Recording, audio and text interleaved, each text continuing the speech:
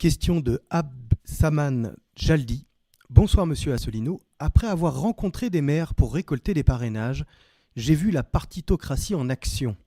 Quelle réforme proposez-vous pour les parrainages ? Malheureusement, alors c'est peut-être un de nos adhérents, je le remercie pour ce qu'il fait pour la recherche des parrainages. Et malheureusement, ce qu'il dit est vrai, c'est-à-dire que si l'on va voir des maires de très grands, de gros villages ou de grandes villes, je parle même pas des députés, des sénateurs, des conseillers régionaux et autres. Tous ces maires appartiennent à des partis politiques et les partis politiques, les grands partis politiques, leur disent interdiction de parrainer qui que ce soit. Moi, je le sais, il y a des départements en France, par exemple les Alpes-Maritimes pour ne pas les nommer, où M. Ciotti a donné instruction, paraît-il, aux élus des Républicains de ne parrainer personne sauf M. Fillon. Voilà. C'est un détournement total de procédure, parce que ça veut dire qu'il s'agit d'empêcher d'autres candidats d'émerger. C'est un détournement total des procédures qu'avait souhaité Charles de Gaulle, puisque lorsque Charles de Gaulle avait créé l'élection du président de la République au suffrage universel, c'était justement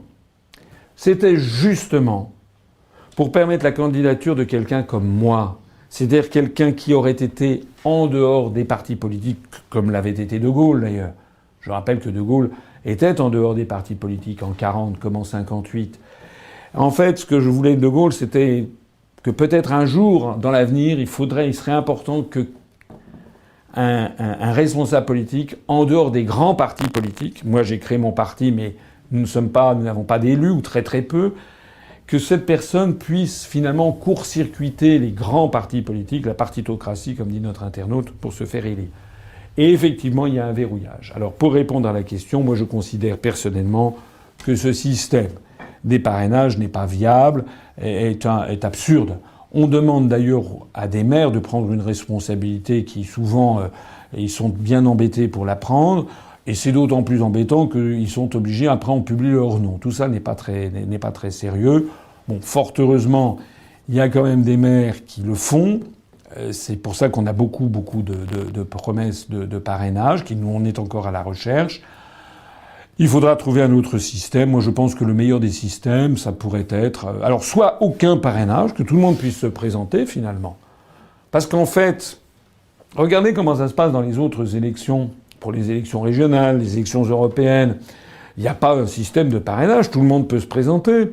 Simplement, entre le moment où on dit on va se présenter et puis le moment où on a avec soi suffisamment de gens qui vous donnent de l'argent, qui vous donnent du temps, qui collent des affiches, qui qui distribuent des tracts, etc., en réalité, une personne qui est seule ou qui est avec 50 copains ne peut pas le faire. Voilà. De la même façon qu'on ne peut pas participer comme ça aux élections européennes, à des élections régionales, où voilà, ça ne marche pas, ça ne fonctionne pas. Donc moi je pense que c'était d'ailleurs l'idée de Charles de Gaulle du départ, hein, il ne voulait pas de parrainage. C'est Georges Pompidou et les ministres qui étaient avec Pompidou qui avaient voulu le système des parrainages. Alors, il faudra y réfléchir. Il y a une autre possibilité qui serait pas mal, c'est le parrainage citoyen. C'est-à-dire que de la même façon que je propose dans mon programme le référendum d'initiative populaire avec un certain nombre de gens qui vont déposer une question, bien là, on est la même chose avec, mettons, je sais pas moi, 100 000, 150 000 ou 200 000 personnes qui iraient signer une demande en disant « Je soutiens la candidature de monsieur un tel ou de madame une telle pour être candidat à la présidence de la République ». Ça me paraîtrait finalement beaucoup plus sain, beaucoup plus serein. Maintenant, avec Internet, en fait, on voit bien quand on va sur Internet que certaines personnalités émergent du reste des autres. C'est d'ailleurs comme ça que s'est développée l'Union populaire républicaine.